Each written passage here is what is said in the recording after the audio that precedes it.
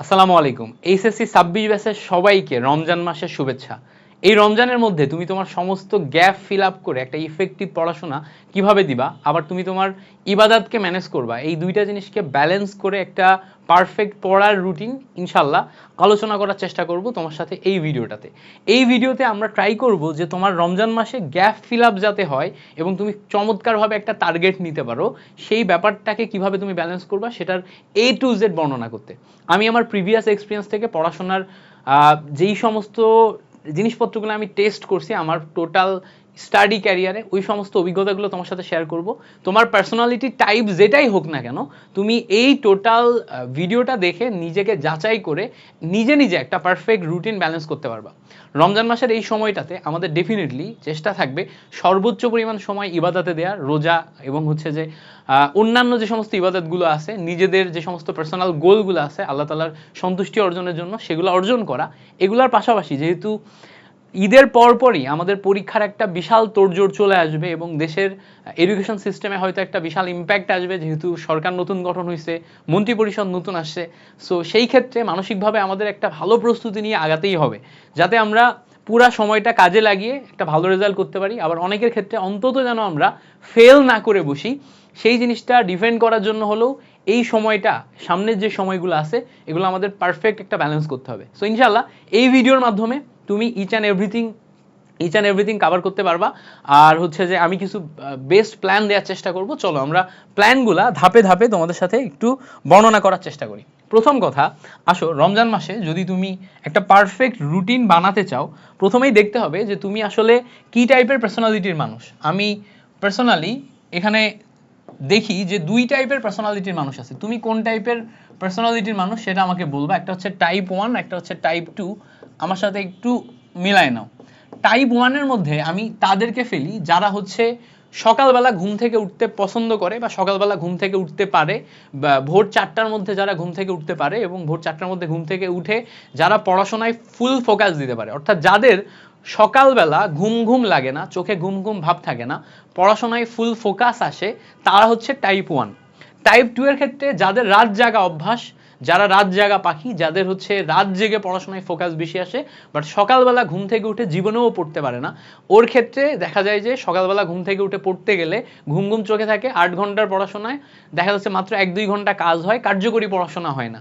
So type 2 নিয়ে পরে কথা বলবো। টাইপ 1টা যেহেতু বেশি ইফেক্টিভ, সকালবেলা ঘুম থেকে উঠে যারা পড়াশোনা করে রমজান মাসে তারা একটা বিশাল অ্যাডভান্টেজ পায়। রমজান মাসে তাদের জন্য এনার্জির দিক দিয়ে, সব দিক দিয়ে অনেক বড় একটা অ্যাডভান্টেজ আসে। সো সেই ক্ষেত্রে টাইপ 1 নিয়ে আগে কথা বলবো। তুমি যদি টাইপ 2 এর মানুষ হও, আমি তোমাকে সাজেস্ট করব রমজান মাসে অন্তত প্রথম সপ্তাহ তুমি টাইপ 1-এ আসো এবং ভোর রাতে সেহরির পর থেকে পড়াশোনা শুরু করো। তো সেহরির পর থেকে পড়াশোনা শুরু করো এবং হচ্ছে যে তুমি অন্তত একটা সপ্তাহ একটু ট্রাই করে দেখো যে সেহরির পর থেকে পড়াশোনা শুরু করে তুমি এই সময়টা কাজে লাগাইতে পারছো কিনা। সো তুমি ধরে নিলাম টাইপ 1। তুমি কোন টাইপে সেটা একটু আমাকে কমেন্টে জানাবা যে তুমি টাইপ 1 নাকি টাইপ 2। তুমি সকালে উঠতে পড়াশোনা করতে পছন্দ করো নাকি তুমি রাত জেগে পড়াশোনা করতে পছন্দ করো। তো ধরো যারা হচ্ছে যে ভোরবেলা উঠে পড়াশোনা করতে পছন্দ করে, তাদের জন্য রুটিন কেমন হবে। দেখো, আমরা যদি প্রথম রোজার কথা চিন্তা করি, প্রথম রোজার আগে আমরা হচ্ছে যে তারাবি পড়বো আগের দিন, মানে ধরো আগামীকালকেই তুমি হচ্ছে তারাবি পড়বা। তারাবি পড়ার পরে রাত, ধরো আমাদের বাংলাদেশে বিভিন্ন জায়গাতে তারাবি টাইম কিন্তু বিভিন্ন রকম, তো সেক্ষেত্রে ওভারঅল ধরে নেওয়া যায় রাত 10টা থেকে 10:30টার মাঝখানে ওভারঅল সব জায়গাতেই তারাবি শেষ হয়ে যাবে। সো তুমি যদি রাত 10টা থেকে 10:30টার মধ্যে তারাবি শেষ করো এবং তুমি যদি চিন্তা করো যে ভোর 4টা থেকে উঠেই তুমি পড়াশোনা শুরু করবা, তার মানে রাত 11টার মধ্যে তোমার ঘুমায় যেতে হবে। রাত 11টার মধ্যে, 11টা PM এর মধ্যে তোমার ঘুমায় যেতে হবে। 11টা PM এর মধ্যে তুমি যদি ঘুমায় যাও এবং 11টা PM থেকে তুমি যদি 4টা AM এই টাইমটাতে একটা লম্বা ঘুম দাও, তাহলে দেখো এর মাঝখানে তুমি একটা 5 আওয়ারের ঘুম দিতে পারছো। 5 আওয়ারের ঘুম, 5 ঘন্টার ঘুম দিতে পারছো। এবার প্রশ্ন হচ্ছে এই টাইমটাই কেন আমার ঘুমের জন্য প্রয়োজন। তুমি সারাদিন রোজা থাকবা, একটু ভালো করে চিন্তা করো। তুমি সারাদিন রোজা থাকবা, সারাদিন রোজা থাকার পরে তোমার কিন্তু এনার্জি এমনিতে লো হয়ে যাবে। তারপরে তুমি মাগরিবের নামাজ, এশার নামাজের পর, তারাবির পর তোমার যে এনার্জি লেভেল থাকবে সেটা এমনিই ডাউন। এখন ওই এনার্জি লেভেল ডাউনের পর, মানে সারাদিন রোজা থেকে তারপর হচ্ছে তারাবির পরে এনার্জি লেভেল ডাউনের পর তুমি যদি 11টা থেকে এই মাঝরাত পর্যন্ত পড়তে বসো, তাহলে তুমি ওই পরিমাণ এনার্জি পাবা না যেটা একজন টাইপ 1-এর মানুষ, যারা হচ্ছে 11টায় ঘুম থেকে মানে 11টায় হচ্ছে ঘুমায় যাবে এবং ভোর 4টায় ঘুম থেকে উঠে পড়ে একটা ফ্রেশ মাইন্ড দিয়ে ভোর 4টা থেকে যারা পড়াশোনা শুরু করবে তারা যেই লেভেল এনার্জি পাবে তুমি কিন্তু পাবা না। সো সেই ক্ষেত্রে তুমি যদি এই 4টায় ঘুম থেকে উঠে 4টা থেকে 4:30-এর মাঝখানে ফ্রেশ হয়ে যে খাওয়া দাওয়া শেষ করে মানে সেহরি শেষ করে তুমি যদি পড়তে বসে যাও তাহলে তুমি যেই পরিমাণ এনার্জি নিয়ে পড়তে পারবা তুমি হচ্ছে টাইপ 2-তে গেলে মানে মাঝরাতে রাত জেগে পড়াশোনা করলে ওই এনার্জিটা পাবা না। এবার এখানে ধরো তোমার আজান দিতে পারে হচ্ছে 5:30 থেকে 5:40-এর মাঝখানে, নামাজ টামাজ শেষ করে তোমার এখানে ধরে নাও 4টা থেকে 5টা 1 ঘন্টা তোমার সেহরি নামাজ এবং অন্যান্য জিনিসপত্রে যাবে। 4টা থেকে 5টা ধরে নিলাম 4টা AM থেকে 5টা AM, এই 1 ঘন্টা সময় তোমার সেহরি প্লাস নামাজে গেল,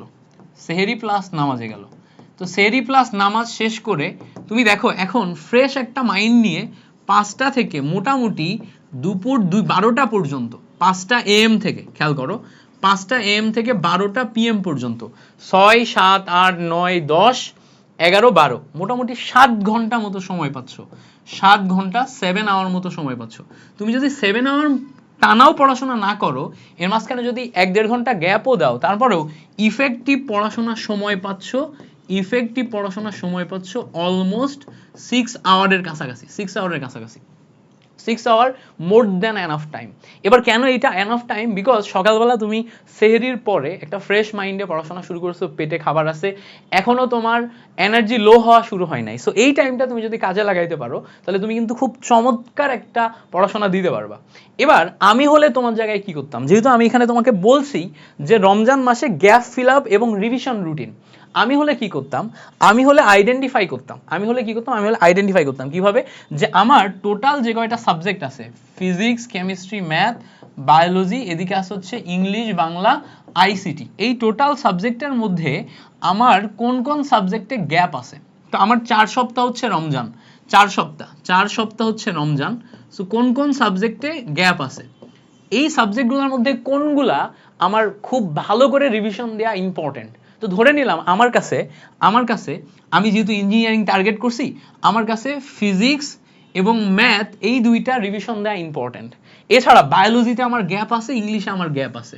তো আমি 4টা সাবজেক্ট টার্গেট করলাম। এবার আমি কি করব জানো, আমি হলে তোমার জায়গাতে আমি হলে কি করব, আমি 1 সপ্তাহ ফুল 1 উইক ফুল হচ্ছে ফিজিক্সে দিব, 1 উইক ফুল হচ্ছে আমি ম্যাথে দিব, 1 উইক ফুল হচ্ছে আমি বাংলায় দিব, ঠিক আছে, আর 1 উইক ফুল হচ্ছে আমি ইংলিশে দিব। 1 সপ্তাহ টানা আমি ইংলিশ পড়বো। এভাবে আমি 4টা সাবজেক্ট তামাতামা করে ফেলবো, 4টা সাবজেক্টে A to Z 100% syllabus cover করব, রিভিশন শেষ করব, গ্যাপ কভার করব, এবং এই রোজার মাসে আমি 4টা সাবজেক্টের প্রিপারেশন একদম A to Z গুছাই ফেলবো। রোজা চলে যাবে, ঈদের পরে যে আমি বাকি 3টায় হাত দিব, ইংলিশ, কেমিস্ট্রি, বাংলা এবং আইসিটি, এগুলো হচ্ছে রোজার পরে হাত দিব। আমি হলে এইভাবে টার্গেট করতাম। এবার ধরো তোমার অনেক বেশি গ্যাপ আছে, অনেক বেশি গ্যাপ হলে তুমি টোটাল চিন্তা করবা, সপ্তাহ না চিন্তা করে টোটাল চিন্তা করবা 30 দিন, 30 দিনকে তুমি 10-10 করে ভাগ দাও, 10-10 করে ভাগ দাও, রহমতের 10 দিন, নাজাতের 10 দিন, তারপর এভাবে প্রতি 10 দিনে তুমি একটা করে সাবজেক্ট টার্গেট করো। ধরো তুমি কেমিস্ট্রি টার্গেট করছো, তুমি ম্যাথ টার্গেট করছো, তুমি ইংলিশ টার্গেট করছো, প্রতি 10 দিনে একটা করে সাবজেক্ট রিভিশন দাও। কিন্তু অন্তত এই রোজার মাসে, এই রমজানে তুমি 3টা সাবজেক্ট খুব ভালো মতো শেষ করো, 3টা সাবজেক্টের syllabus A to Z cover করো। এখন প্রশ্ন হচ্ছে ভাই তুমি কভার করবা কিভাবে? আমি হলে এটাই করতাম, যেহেতু তোমাদের রমজানের পরে প্রথম বোর্ড পরীক্ষা হবে, এসএসসি পরীক্ষা, এসএসসির পরে তারপরে যে এইচএসসি পরীক্ষা হবে। সো এইচএসসির মানে এসএসসির পরের ওই টাইমটা এখনো তুমি কিন্তু রমজানের পরে একটা বড় সময় পাচ্ছ রিভিশন দেওয়ার জন্য। তো তার মানে তুমি যদি এই রমজানে 3টা সাবজেক্ট কভার করে রাখো, এই 3টা সাবজেক্ট তোমার জন্য বিশাল অ্যাডভান্টেজ, 3টা সাবজেক্ট তোমার জন্য বিশাল অ্যাডভান্টেজ। আর যদি তুমি 3টা সাবজেক্ট কভার করতে না পারো, তুমি যদি এলোমেলো ভাবে পড়ো, তাহলে তুমি কিন্তু কনফিডেন্ট ফিল করবে না। আমি হলে কি করতাম, আমি হলে যে কোনো 3টা সাবজেক্টে খুব ভালো মতো ফোকাস করতাম। তাহলে এখন আমি কি করব, এখন এই যে প্রতিদিন আমি 6 ঘন্টা ইফেক্টিভ পড়াশোনা করছি, এই 6 ঘন্টা টানা 7 দিন একটা সাবজেক্টে দিব। তাহলে দেখো টানা 7 দিন 7 ডেজ ইন্টু 6 আওয়ার, টোটাল মিলে 6-7টা 42 ঘন্টা পড়াশোনা করতেছি। 42 ঘন্টা আমার মোর দেন এনাফ একটা subject A to Z cover করতে, first part second part A to Z cover করতে 42টা ঘন্টা, মোর দেন এনাফ তুমি কভার করে ফেলতে পারবা, A to Z কভার করে ফেলতে পারবা।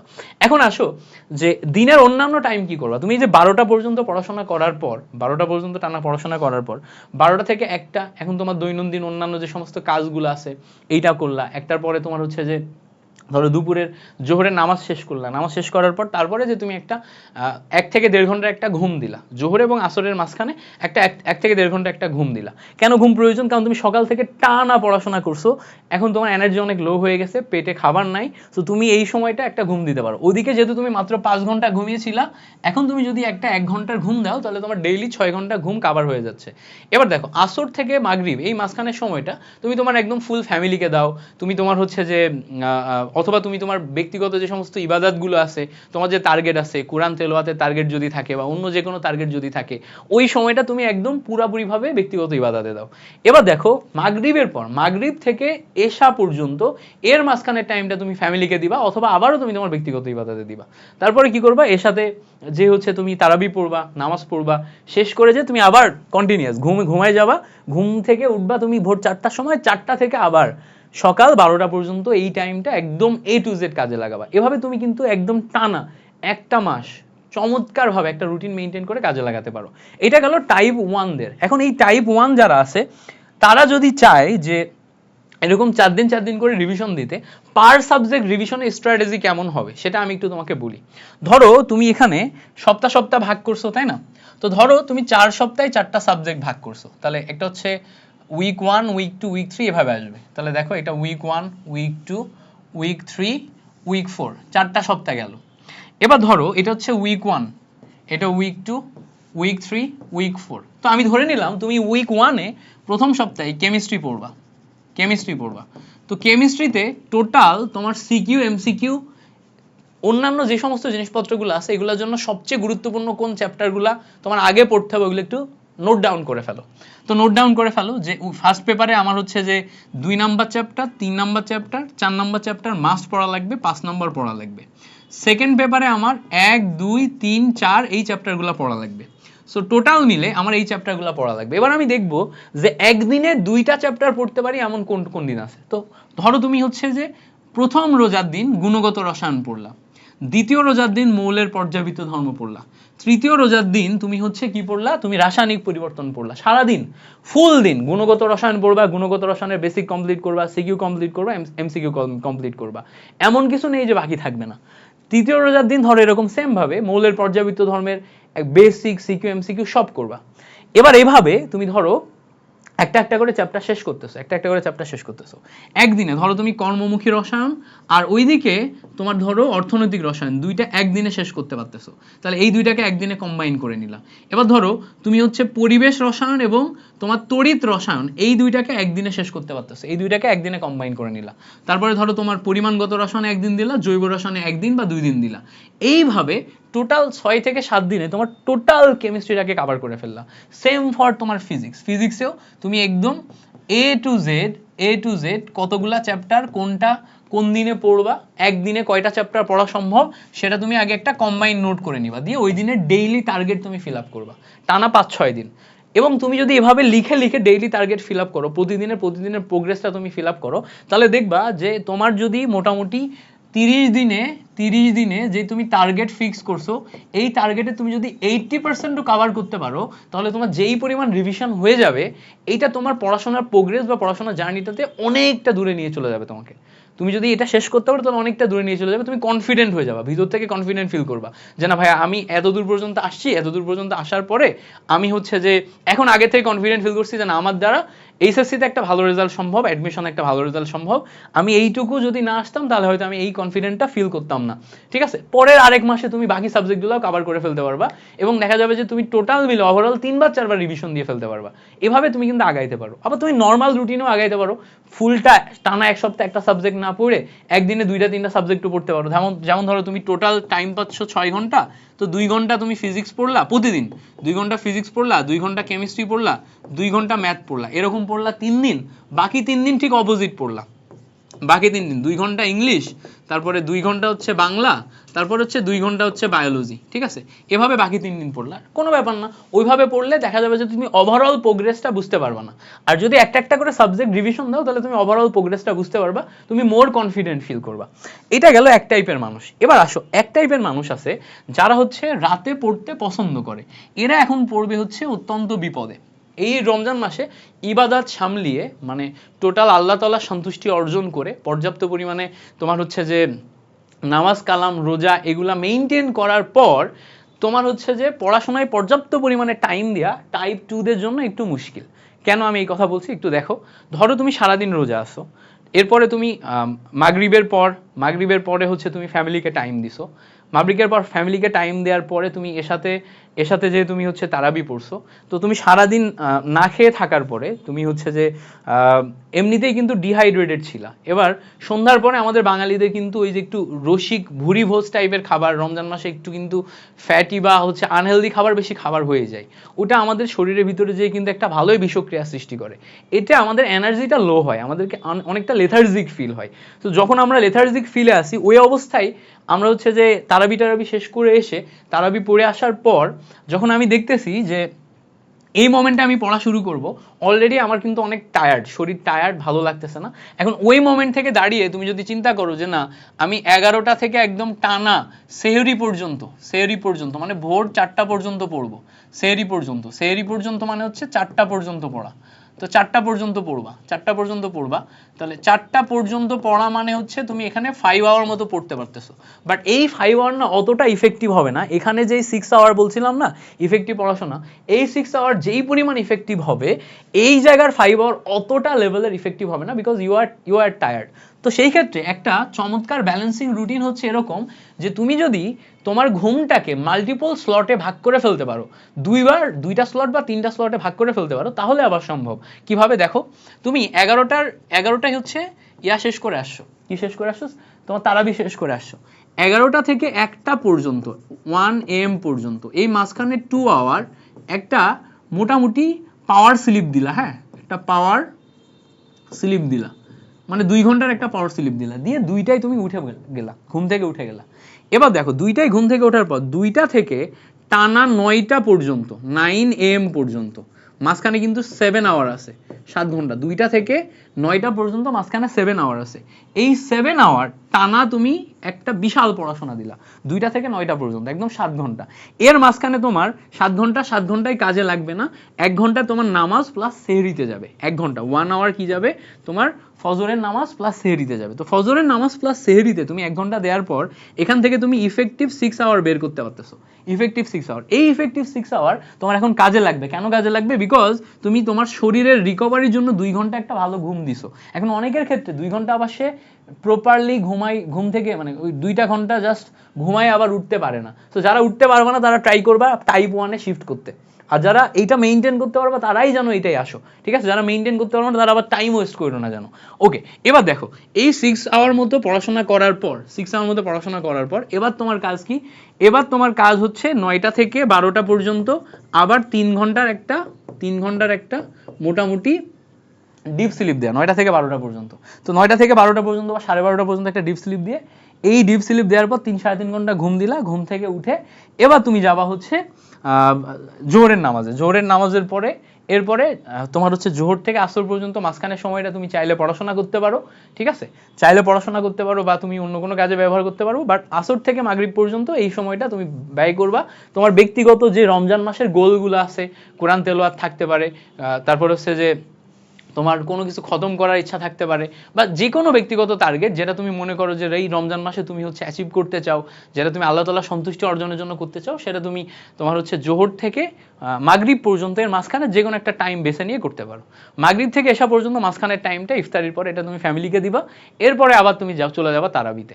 সো এইভাবে তুমি মোটামুটি বেশ কয়েকটা স্লট ভাগ করতে পারো। তবে যারা টাইপ 2-তে আসো তোমাদের জন্য ঘুমের রুটিনটা ব্যালেন্স করা একটু টাফ হবে, মানে ভালোই টাফ হবে। সো সেই ক্ষেত্রে ট্রাই করতে পারো এইভাবে।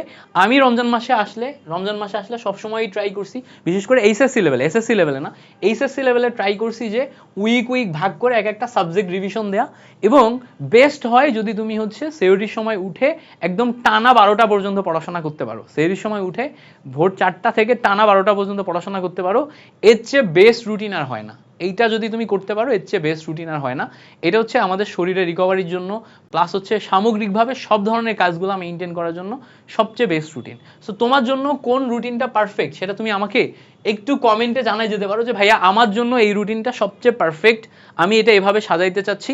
তোমার রুটিন দেখে অন্যরা হয়তো হেল্প পাবে। সো তোমার রুটিনটা আমাকে কমেন্টে জানাই যাবা, তুমি কোন টাইপের পারসন সেটা জানাই যাবা, তোমার ব্যক্তিগত গোলগুলো জানাই যাবা। আর এই ভিডিওটা ভালো লাগলে ডেফিনেটলি তোমার ফ্রেন্ড সার্কেলের গ্রুপগুলোতে শেয়ার করবা, কারণ হচ্ছে যে যত বেশি সংখ্যক মানুষ আমরা এই পজিটিভ কাজগুলো ছড়িয়ে দিতে পারবো, আমরা হচ্ছে পড়াশোনার ভিতরে ফোকাস করতে পারবো, আমরা হচ্ছে যে আমাদের ব্যক্তিগত ইবাদতগুলোতে ফোকাস করতে পারবো, তত আমরা আমাদের ব্যক্তিগত জীবনে ইমপ্রুভ করব।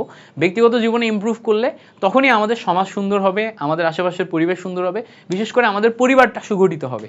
সো তোমাদের সবার জন্য শুভকামনা থাকলো। আমাকে আমার জন্য দোয়া কইরো, ইনশাল্লাহ যেন রমজান মাসে আমি আমার ব্যক্তিগত গোলগুলা সব পূরণ করতে পারি, আল্লাহর বরকত যেন আমার উপরেও আসে। তোমাদের সবার জন্য শুভকামনা থাকলো, দোয়া থাকলো মন থেকে, মিল্টন ভাইয়ার একদম মনের মন থেকে, অন্তঃস্থল থেকে দোয়া থাকলো। আর তোমাদের জন্য যত প্রজেক্ট আমার আছে আমি ইনশাল্লাহ রমজান মাসের মাঝ বরাবর থেকে শুরু করছি, বা রমজান মাসের দ্বিতীয় সপ্তাহ থেকে হয়তো শুরু করব। তো আমার জন্য দোয়া করো যাতে তোমাদের প্রজেক্টগুলো আমি সাকসেসফুলি সব রান করতে পারি। Thank you so much for watching this video. আল্লাহ হাফেজ, আসসালামু আলাইকুম।